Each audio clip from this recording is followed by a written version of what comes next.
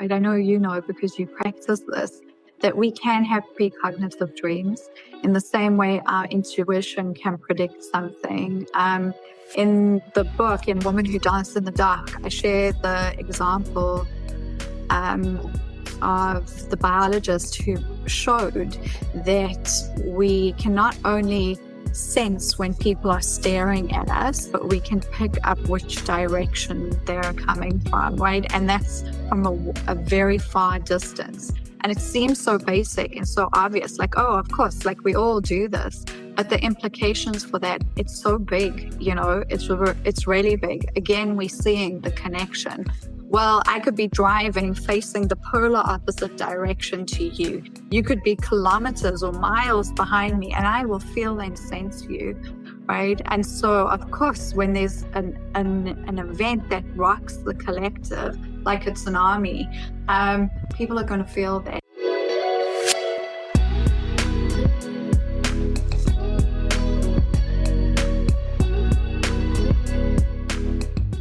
Well, welcome, Athena, to the Dream World podcast. It's so awesome to finally talk with you, because I've seen all your work online and your other podcast episodes. So welcome. I'll let you do an intro, but I'll kind of go over your bio here because it's so impressive. So Athena is an author, an intuitive psychologist, a lucid dream teacher who has a few books out. And we're going to talk about the latest one today, which I'm really excited about. I think all of the themes of your books are very cool and very important. So I'm excited to read the new one. And the new one is about the medial archetype, which we'll talk about. But first, I'm curious about your journey. Like, what got you interested in working with dreams? Well, thank you so much. I'm so excited to speak to you. I too have seen all your amazing things online, and I knew it was a matter of time where we would connect. So I'm so glad we can today. My path with dreaming, dream work in general, has been very sort of long, actually, that if I think about it. I had very pivotal dreams when I was younger. I had a lot of lucid dream experiences without realizing, like, oh, this is lucid dreaming when I was a child, which I think a lot of people can maybe empathize with. And then when I hit my 20s, and I was like, well, I need to do something. I need to be a productive member of society. A friend gifted me a book called You Can Heal Your Life by Louise Hay. And at the time, I had been traveling and kind of doing all these odd jobs. And that book kind of switched on a light in my mind. And I was like, this is kind of what I want to do.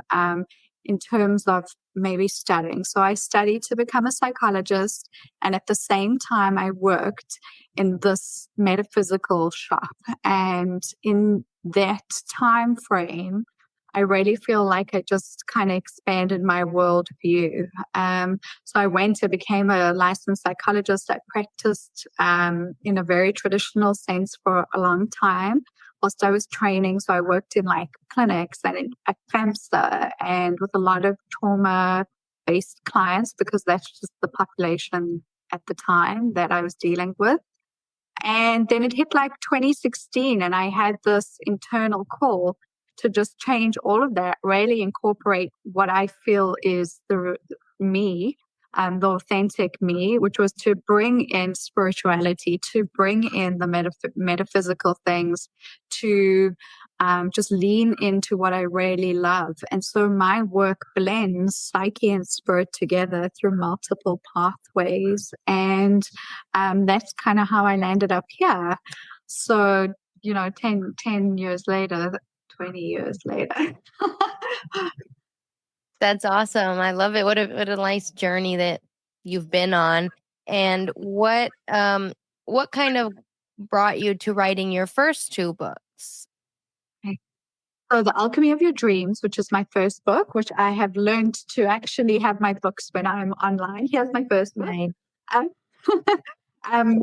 It really was a book that I just felt very called to write. And I actually wrote two proposals. And the one was on a book on intuition and reading waking day symbols. And then the other was on lucid dreaming and learning to work with the dreaming world. And they loved the dream book first. And then the second book, the book that I've just written now, Woman Who Danced in the Dark, in a lot of ways is that other book, that proposal. So it's just a blending of the symbolic language that we can all tap into, and learning how to become fluent in that language so that we can make good decisions, so that we can get the best insight from our dreams, but also from what we're seeing and experiencing in waking life. And also working with lucidity, amplifying that kind of work. Yeah, that's incredible. I think this is really important work. And lucid dreaming is my thing. So I'm always curious, like how that fits in, where do you see lucid dreaming tying in with this type of work? And what's your personal lucidity journey been like? So I think lucid dreaming is absolutely amazing. To me, lucidity is recognizing our own awareness and recognizing the disconnect that we have, or that we can often believe in, between the waking world and the dreaming world. And so for anyone who's ever consciously gone through the passage of falling asleep and into dreaming, but done that consciously, that splitting tends to really disappear in that moment after that first experience. But as any lucid dreamer will know, it's not always easy to sustain that expanded awareness. And so in many ways, what we're doing when we're working with symbols, right? Something that I talk about in Women Who Dance in the Dark. To me, spirit, the unseen, the universe, the field, whatever you want to call it, can communicate to us through symbols, right? Sometimes people will say, oh, I saw a canary and I know that was my mother who's passed on. And so that that bird becomes a symbol for this greater connection to the unseen, to the non-physical worlds that we're connected to.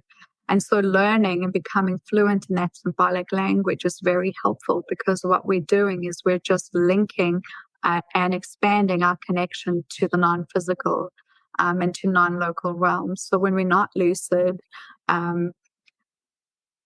we can focus our awareness in this way. And it is a kind of lucid awareness, because what you're doing is you're really beginning to pay attention to the things around you. I think that's why so many people find, and myself included, find synchronicity to be such an amazing thing, because you have this experience that feels very aligned and right on time. And it comes up in a very spontaneous way often. And so that, to me, is almost like a lucid symbol, a spontaneous lucid symbol that helps you to become aware in dreaming. Synchronicity is becoming aware in waking life. It's becoming more lucid in waking life. Yes, definitely. The dream awareness always begins with the waking life lucidity, which I always talk about. They're so interconnected. And so the medial archetype is a big theme in your newest book that's coming out. So I really want to talk about that, because I've really been getting into archetypal psychology a lot lately. So could you maybe describe what that archetype is and how it's such a powerful bridge for the dreaming and the waking? Yes, absolutely. It's so exciting that you're diving into this more as well. So what I love is the word that you used, bridge. The medial archetype came from the mind of this woman called Toni Wolff, who was an analyst back in the 1950s. She was a close collaborator to Carl Jung. So anyone who's interested in archetypal work, that's where this theory kind of comes from, right? Archetypes come from Carl Jung's framework of it. And she wrote this very tiny little paper. I think it's 15 pages long, and it's called The Structural Forms of the Feminine Psyche. And in it, she mapped 4 archetypes that she said every single woman had. And one of them is the medial woman archetype, right? And this medial archetype is what helps us to bridge the unseen and the seen. Right? It's what she described as us being able to dive into the unconscious and conscious realms. And as an aside, she was quite important in Jung's life in that she helped him mediate his journeys into the unconscious. She really was a mirror. So my work, the way I've taken the medial archetype, I've tried to locate her in our time, right? We're not in the 50s. We're living in a very different time. But the meaning is still very helpful. And what happens, in my opinion, is that during times of change, different types of archetypal energies can arrive in collective consciousness. And I really feel that the medial awareness is trying to come up in collective consciousness to help us bridge, right? And so in my work, I show how this bridging can happen, okay, between us and the unseen, but it can also happen between you and me. It can happen between me and nature. It can happen between anything that links, right? So anytime we're stuck in opposition, this archetype can help us mediate those two forms of extreme thinking or extreme duality that can't reconcile. And she does that by providing a third pathway, and it happens naturally. The psyche, just like dreaming, right? Any of us, I know people who are listening to this are dreamers, right? We know that that naturally happens. So when you go to sleep and you dream, maybe if you're in conflict or you're having a hard time, if you practice dream work, you know that your dreaming will respond. That world responds very beautifully, and it'll often give us ways out. It'll give us solutions. And so the medial archetype mirrors this. And we can then embody some of the traits that are expressed by this medial archetype. So it's very much about bridging a lot of things at the same time. Yes, that's such a good explanation. It like opens up this channel of communication between all these parts of us. And I think that's such a powerful thing. I'm curious what form this took for you. Like, do you have a dream that you can share in which this medial archetype kind of showed up for you? Absolutely, right. So in my book, I share multiple ways that this archetype can appear, but one of the most pivotal experiences that I had, I was writing the mythic portion of the book. And so this is so that anyone reading the book could see, well, maybe they're taking these steps and they just didn't know that that's part of this kind of initiation. Anyway, so I'm mid-writing that kind of journey. And I go to sleep and I had this dream. And in the dream, I meet a man, and he's submerged halfway in water. It's like a swamp that he's actually standing in. And I'm also in the swamp water, and we're sort of opposite each other. He's quite a distance away from me. He has a long staff in the water. And at the time, he appeared like someone middle-aged. And in the dream, he looks at me and he starts to tell me something. And I can see his lips moving, but I can't understand what he's saying. He's too far away from me. And so he's saying something, and I'm trying to understand what he's saying. And then eventually he just like puts his hand like this and blows out smoke.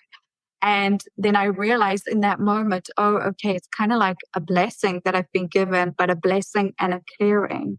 And then you know how dreams are. All of a sudden, I'm in a different dream scene and I'm going through a whole different journey. It's a very long dream to explain.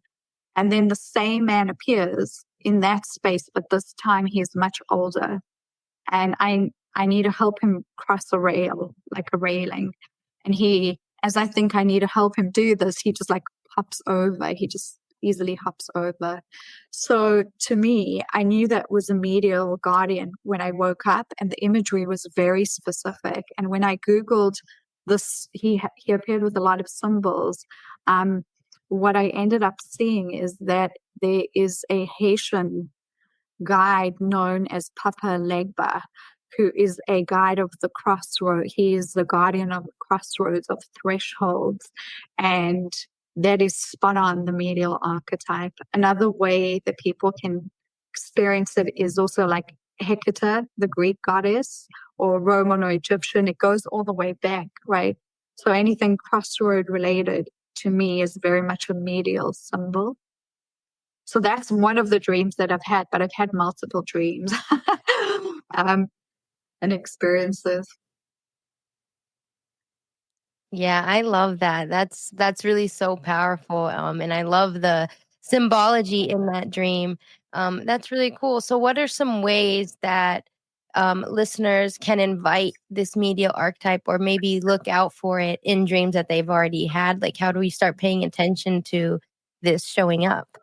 This is such a great question. Thank you for asking this.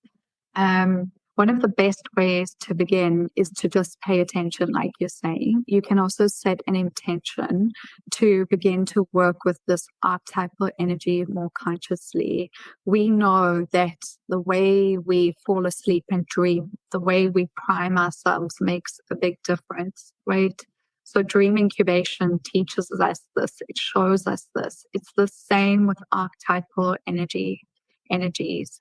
You can set the intention to be in conversation with that form of intelligence. And if you're ready, I feel your psyche adapts and will respond to you. And I think for anyone listening, this can be a process. Sometimes it happens very quickly, just like dream incubations. Sometimes it can happen very easily, and other times it takes a little bit more effort. So what I'm trying to say here is don't feel sad or like it's not happening if it doesn't happen immediately.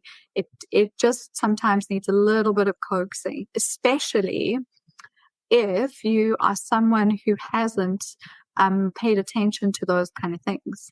So with the medial archetype, it leans very fully into intuition, for example, right? So if you're someone who actively works with your intuition, who actively works with dreams, it's very likely you're probably already medial. But if it's something that you're returning to, something that you're trying to rediscover, it just takes a little bit of work to get the connection going again. And most of the time, most people do have positive results because they're willing. Yeah, exactly. It takes just some intention and some effort. A lot of my listeners already have some sort of dream practice or recall. But I also like to speak to the people that don't even remember dreams at all, like, the people that are just struggling to get recall for whatever different reasons. So, there's definitely a range, but I think that um, just starting to open up that dialogue can really help. So yeah, I appreciate those tips. Um, and why do you think this type of work is so relevant in today's culture? And like, why is it so important for just this healing era that we need to enter as a society? Right. I mean, I think the words you're using are so helpful because we are living in times that are very extreme, and our awareness is being used in very interesting ways. So we have a lot of information coming at us. We have a lot of polarized beliefs. We have a lot of movement with technology. And so we're seeing these huge landscapes that tend to be quite static really show a lot of movement, and the instinct, and also because of what's happening in culture, is often to become more polarized, to hold on to our beliefs even stronger, right? Or even more vehemently. And so this archetype, the medial archetype, I feel like is absolutely coming up at the right time because, like you said, we're going towards the healing era. But in order for us to use this energy, I feel wisely, and move it with our awareness to a path of regeneration, right? We need to make sure that what we're placing in our consciousness is of a bridge making quality. Something that I love about dreaming is that dreams are universal. When we fall asleep and dream, most of us lose our identities. We can forget about where we live. We can be different people, different genders, different races. Sometimes we're not even in our bodies. We're just watching our dreams from up here. Then you become lucid and you go out of body, whole other experience. Identity is so relative, right? And what I love about that is it just shows us our universal connection to one another, and that we are actually all connected, whether we want to believe that or not. And so with this medial archetype, it's very much a bridge maker. So if we're ever stuck in opposition within ourselves, right, that can happen. Like, I have a thought about something, but I feel very differently about it. So there's this like dissonance, the medial pathway can help us reconcile that. And it can also help us reconcile out in the world, because it helps us come back to equanimity, so that you can say, for example, have two people on a show who believe absolutely different things, but then will still go out and raise their children in the same area, walk in the same park, believe in discourse, believe in the wellness of society. So I think that's why this archetype is coming up right now. Yes, very well said. I mean, beautiful explanation. I think this is, the time for this type of information and dialogue. And so we talked about, like, on a personal level and also a bit on a collective level, these stories and symbols that kind of surface across cultures and times. Like, do you have maybe any examples of, like, bigger scale, how this archetype shows up? Well, it's been so interesting. I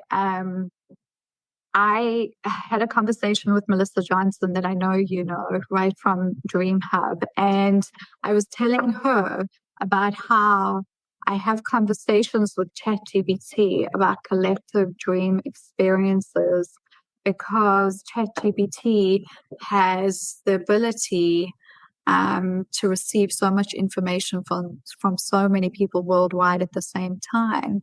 And so I said, what collective dream symbols, or what dream symbols are showing up the most in the collective right now? And it told me something very interesting. And of course, we know that ChatGPT tends towards our own conversations, right? But it said to me that it had a lot of dreams. People were experiencing a lot of dreams about collapse. So they were either in like structures that like were faltering, like a bridge or a house or something, a vehicle, anything, but they were breaking down. And that changed actually a couple weeks ago, in that the symbols started to become much more light, and much more mediating in consciousness. So people dreaming, before it said a lot of snake dreams were coming up, and then it said it changed from snake dreams to having dreams more of birds, people dreaming of birds in flight. And so to me, that was super, super interesting, because those collective dream experiences, we're probably dreaming more often than not similar things and just not realizing it. So it's a very interesting practice that anyone can do if they actually just in conversation with, ChatGPT. Yeah, I can imagine how much dream information and personal data that it is able to store, that, this would be good data for how we dream as a collective with all the people that are inputting their dreams into AI. I've always been curious about that. And I always found it so fascinating how we all have these, patterns of similar dreams around big events before and after. So yeah, that's really important. I think it's definitely seen a lot. It must see so much, right? And I think, I don't know, I really don't have any sort of like wise words about what should or shouldn't be done in that capacity, right? But I know, and we know, and I know you know because you practice this, that we can have precognitive dreams in the same way our intuition can predict something. In the book, in Woman Who Danced in the Dark, I share the example of the biologist who showed that we can not only sense when people are staring at us, but we can pick up which direction they're coming from, right? And that's from a very far distance. And it seems so basic and so obvious, like, oh, of course, like we all do this. But the implications for that, it's so big, it's really big. Again, we're seeing the connection. Well, I could be driving facing the polar opposite direction to you. You could be kilometers or miles behind me, and I will feel and sense you, right? And so, of course, when there's an event that rocks the collective, like a tsunami, people are going to feel that. And we know that. We've seen that in research in people's first-person accounts, that is very real. And it comes back down, for me, at least, to connection, right? This illusion of separation that we have with everything, waking world, dreaming world, us versus them, living on this side versus that side, being disconnected from nature, absolute garbage. We are so much more connected than we have been taught to believe. Yes, very true, and a lot of people kind of are hesitant to fully understand the full extent to it, but we're very connected, I think, with animals, plants, nature. Even my dog, like I noticed that he starts to get like antsy when like miles before anybody in the family gets home. They're not even here, and I check their location. They're like, a couple miles away, and my dog is already noticing that they're about to get home. It like blows my mind every time. I mean, I love that though, because it's so amazing, right? And I think it's kind of like what you're saying. This all links into a medial way of perceiving, by the way. This medial archetype is all of this. But it links to something that you said. I think people can feel nervous to really lean into this because, well, one, it does shake identity and it does shake the ego. Right. And we hold on, and I say we, and I mean we, like I've gone through that. I still go through that. I am still learning about things. Right. And where your ego really can get a shock and it really can require a huge adjustment. And we are creatures of habit. And so I feel like for anyone maybe listening who wants to really explore this further, just know that that's like totally normal. It's a very normal phase to go through. And it's also okay to start, have a break, go back and flow with this. I don't think there's a right or wrong way of doing this. I think it's just a process. Yes, definitely. I mean, and we're doing the work by offering people the tools and resources and sharing our personal experience so then they can, go on their own journey and, have the resources. So that's wonderful. And let's wrap up a bit. Where can people find you and what are the details on where we can get your new book, which I'm so excited to read? Oh, yeah, I can't wait for you to get it. Okay, so Woman Who Dance in the Dark. Yeah, I love the cover. It's available online. You can get it from Amazon, all the bookstores. The Alchemy of Your Dreams, the same thing.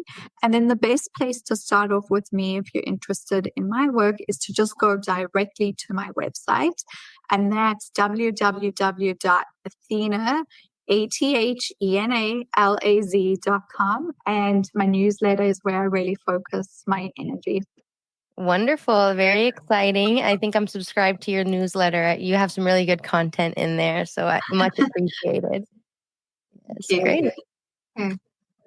Awesome. Well, thank you so much. I am excited. Once I get a copy of your book, I will read it and refer back to this episode. And then maybe we can do a part 2 and dive into some other cool, dreamy topics.